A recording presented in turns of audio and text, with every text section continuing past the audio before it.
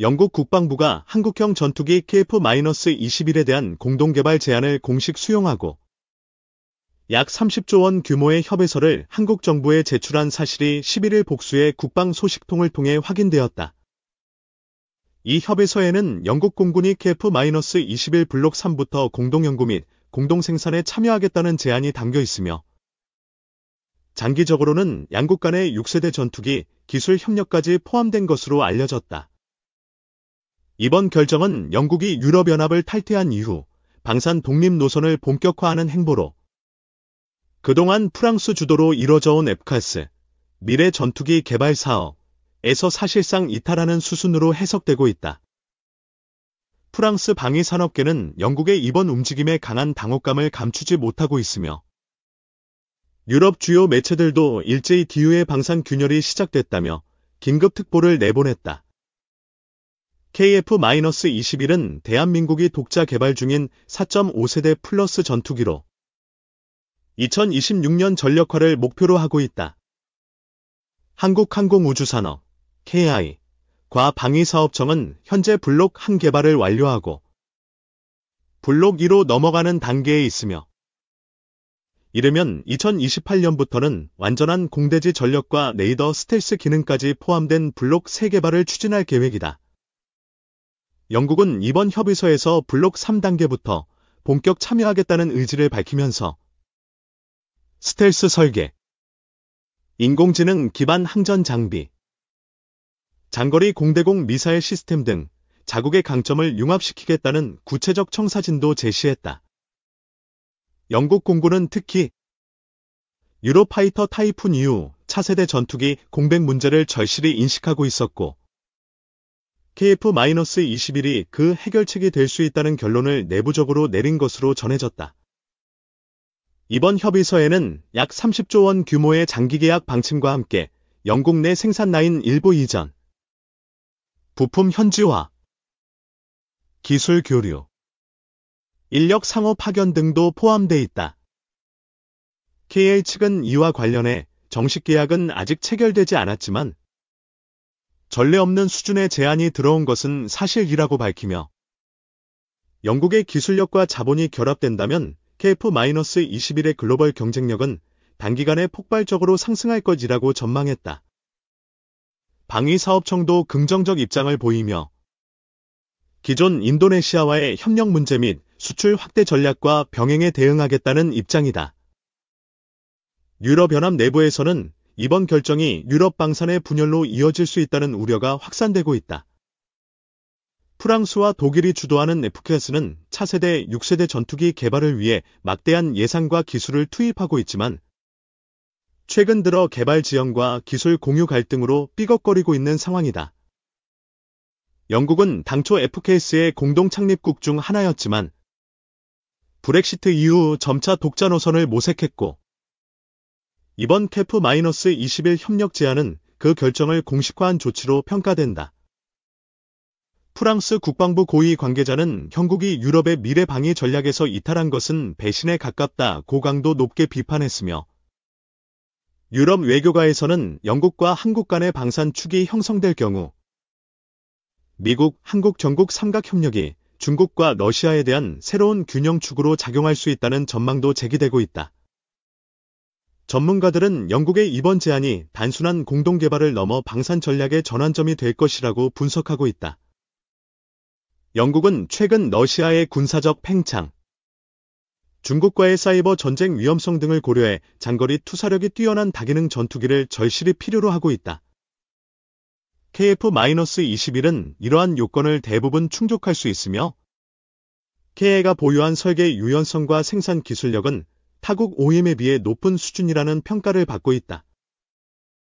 특히 이번 협의서에는 영국의 베시스템즈, 롤스로이스, 엔비디아 등 세계 최고 수준의 방산 기업들이 파트너로 포함될 가능성도 제기되고 있으며 이들이 KF-21에 적용될 항공전자 장비, 엔진 개선, 통합 무장 시스템 등에 참여할 경우 KF-21은 명실상부한 글로벌 전투기로 재도약할 수 있는 기회를 얻게 된다. 한국 정부는 당장 협의서 내용을 토대로 실무 검토에 착수했으며 향후 산업통상자원부, 방위사업청, 국방부, 외교부 등 관련 부처가 참여하는 공동 워킹그룹이 구성될 것으로 보인다. KI 측은 영국과의 협력이 단순히 전투기 100/4인 2기 수출 계약이 아니라 양국 방산의 운명을 바꿀 수 있는 중대 분기점이라며 이제는 기술 수입국이 아닌 수출국으로서의 위상을 본격화할 때라고 강조했다. 이번 협의서가 최종 계약으로 이어질 경우 KF-21은 단일 플랫폼으로는 세계 최대 규모의 국제 공동개발 사례로 남을 가능성이 크다. 한편 일본과 프랑스는 이번 상황에 대해 강한 우려를 표하고 있다. 일본은 영국과 G-shape 6세대 전투기 공동개발 프로그램을 추진 중이며 프랑스는 유럽 내 독립적 항공전력 확보를 위해 F클래스에 사활을 걸고 있다. 그러나 영국이 KF-21에 무게를 실을 경우 기존 유럽연합의 공동전력 구상은 뿌리부터 흔들릴 수밖에 없다. 프랑스 르몽드지는 영국의 결정은 EU와의 방산동맹에 찬물을 끼얹는 격이라며 이제 유럽의 하늘을 누가 지배할지는 예측 불허라고 보도했다. 결국 이번 협의서는 KF-21의 세계 무대 진출을 가속화시키는 신호탄이자 한국 방산이 기존 기술 종속 구조에서 벗어나 독자적 블록을 형성할 수 있음을 보여주는 역사적 전환점이 될 전망이다. 또한 영국의 선택은 한국이 단순한 하청국가가 아닌 전략적 핵심 파트너라는 사실을 증명한 사례로 기록될 것이다. 향후 계약 진행 과정, 공동연구 착수 시점, 세부 기술 이전 범위 등이 공개되면 국제 방산 시장은 또 한 번의 격변기를 맞이하게 될 것으로 예상된다. KF-21 이제는 코리아의 전투기를 넘어 세계의 전투기로 비상할 준비를 마쳤다.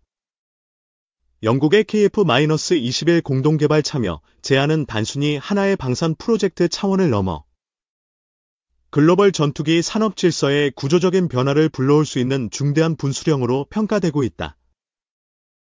이번 협의서가 정식 계약으로 이어질 경우 양국은 공동 조립 라인 구축, 핵심 부품의 양국 간 분업체계, 공동 수출 전략 등에서 긴밀한 협력을 추진할 것으로 보인다.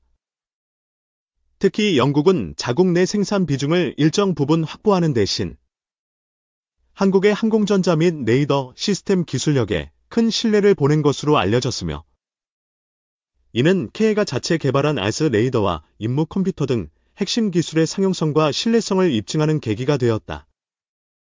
실제로 KF-21은 이미 필리핀, 콜롬비아, 말레이시아 등에서 높은 관심을 받고 있는 가운데 영국이 공동개발국으로 참여할 경우 해당 국가들에 대한 신뢰도도 자연스럽게 높아질 수밖에 없다.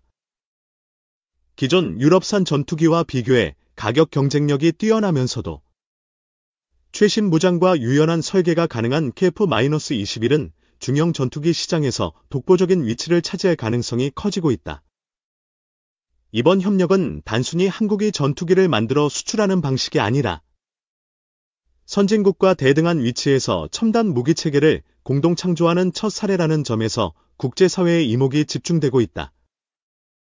정치적 측면에서도 이번 사안은 한국의 외교 전략에 적지 않은 의미를 부여한다. 영국은 인도태평양 전략의 일환으로 한국과의 안보 협력을 강화하고 있으며 KF-21 프로젝트 참여는 양국 간 군사 외교를 넘어 실질적인 기술 동맹 수준으로 격상시킬 수 있다. 향후 미-영-한 삼각 안보 협력 구도 내에서 KF-21이 핵심 플랫폼으로 자리 잡게 되면 한국은 명실상부한 글로벌 방산 리더국으로 도약할 수 있는 발판을 마련하게 되는 것이다. 이처럼 영국의 30조 원 규모 공동개발 제안은 단순한 숫자를 넘어 한국 방위산업이 세계 질서를 바꾸는 새로운 중심으로 부상하고 있음을 보여주는 결정적 장면이라 할 수 있다.